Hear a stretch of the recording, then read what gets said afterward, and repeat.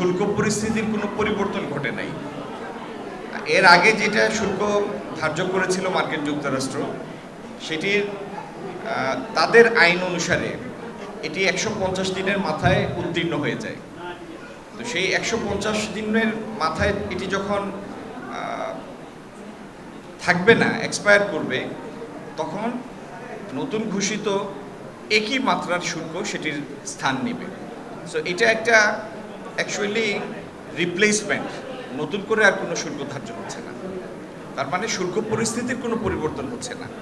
গতকাল যেটি ছিল, আজকের মার্কিন যুক্তরাষ্ট্রের শুক্রবার রাত 12টার পরেও সেই শুল্কই থাকবে, ভিন্ন নামে থাকবে না। এখানে আশা প্রত্যাশার কোনো বিষয় নাই। এটি তো মার্কিন যুক্তরাষ্ট্রের তার নিজস্ব শুল্ক নীতি। এরকম কোনো আশা আমরা করি নাই, কারণ বাস্তব পরিস্থিতি অনুযায়ী এটি বোঝাই যাচ্ছিল যে আগের যে শুল্ক ছিল আইনি বাধ্যবাধকতার কারণে সেটি যেহেতু একটি নির্দিষ্ট মেয়াদ দ্বারা সীমাবদ্ধ, টাইম বাউন্ড।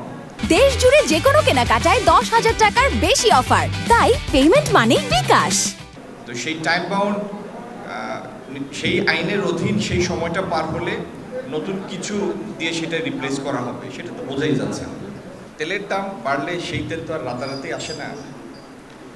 গত কয়েক সপ্তাহ যাবৎ দাম কমতির দিকে ছিল, আবার গত সপ্তাহ দেড় সপ্তাহ যাবৎ সেটা আবার আগের ধারায় ফেরত এসেছে।